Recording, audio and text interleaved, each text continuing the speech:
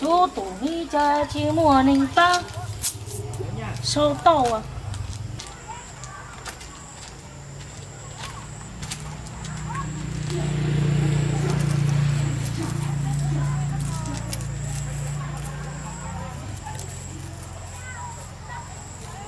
Ôi dồi. Bà cho con hỏi, bà có phải là mẹ của cô A Mỉ không nhỉ? Ra tuần làm gì? Con đến đây con nghe người ta nói bảo bà biết bói và xem số, nên là con muốn đến đây bà bói cho con và bán cho con một tờ vé số.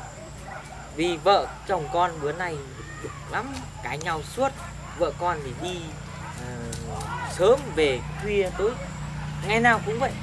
Và vợ chồng con hay cãi nhau lắm. Con đi làm về con trốn qua đây, con sang đây con hỏi, nghe người ta nói bà biết bói hay lắm. Con sang đây con hỏi bà xem thế nào, giúp cho vợ con không còn đi sớm về khuya. Đúng, bà biết bói đúng. Thế mày lấy bao nhiêu tờ số? Con lấy một tờ được không? Y tờ sư trẻ không bói. Không bói Cũng được, thế bà bán bao nhiêu tờ con mua? Chi tờ mày làm không? Dạ được bà. Thế thì bao mày nhiêu đi. tờ con cũng mua. Được, thế là mày đi theo tao. Dạ, đi theo bà hả? Đi, Vâng. mua. Đi theo bà hả? Là, mua, vào đây. Vì cháu chi nữa chè. Yêu sai mà. Mày giỏi đấy. Dạ, vâng, con cảm ơn bà.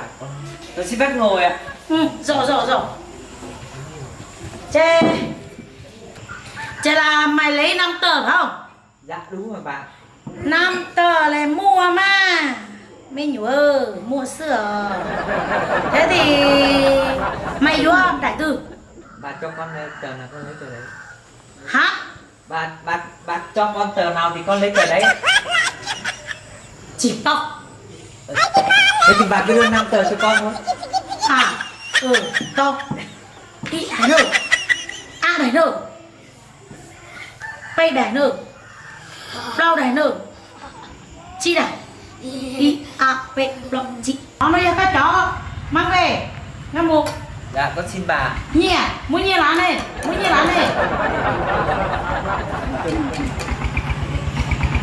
Chi chồng xanh. Con đi Chi làm. chồng nghìn. Bà ơi, con đi làm về nên là con quên mang tiền. Được, mai mai con qua đây con mang tiền cho bà nhá. Chi tao, đi trước cỏ nữa chứ. Chi tao. Không được. Không được. Sao thế bà? Cái này bà lấy tiền bà mua về. Dạ. Xong bà làm phước thôi, biết chưa? Dạ, vâng ạ. Bà thấy thương quá. Thế Bà thấy khổ quá. Ta để đấy, bà chốt. Dạ thôi bà giúp cho chót thì con đi làm rồi con quên. Nhà con ngay đầu xóm này bà. Không được. Không tin bọn kinh, không được. Chính danh đấy. Cho chi. Không được. Thế mày lấy nợ thế này tí bao giờ mày trả tiền? Tí nữa con về nhà con quay. Tí là bao nhiêu? Dạ. Bù chờ si. Dạ, thì bây giờ trời cũng gần tối nên chắc khoảng 6 giờ con qua mang cho bà. Trầu xin hả? Trầu mông hả? Có số nó. Số nó. Các lúc về đây chả? Tên gì? Con tên là Lê Lang Thang. Tên gì? Lê Lang Thang. Chó chi chỉ bỏ mà đi trà xôn tao xuống rồi. Nè chuồng cơ. Con là năm nay tuổi thìn đúng không? Tao à, sông nó à, này sông. Có giờ dễ sông. Sông nó trẻ cao hơn non chỉ to nữa. Chỉ thơ à. Cha con sinh tháng mấy? Con không nhớ. Cha con để có thích sao các bạn cái chỉ có thế à? Tháng 1, tháng 2, tháng 3, tháng 4. Ta tháng mấy? Không nhớ. Cha con chỉ muốn đó thế, không có à? Cha vợ tuổi gì? Vợ con à? Tuổi thìn hay tuổi rắn? Vợ con tuổi rắn. Tốt cơ. Tuổi rắn kìa. Xong nó năm nay vợ mà tuổi dáng á thì con ơi 20 chắc 32 tuổi 32 tuổi rồi, con phải cho nó cúng nào ngày 22 âm lịch là lúc trời tối tối nhá, cúng ở trước nhà sau nhà, tắm rửa sạch sẽ mới cúng. Cúng gì bà? Sao mà ngu thế, cái đầu của mày ngu lắm. Bà nói thì mày cứ nghe đi. Dạ vâng, con cảm ơn bà. Năm mới rồi, bà không biết nói gì nữa.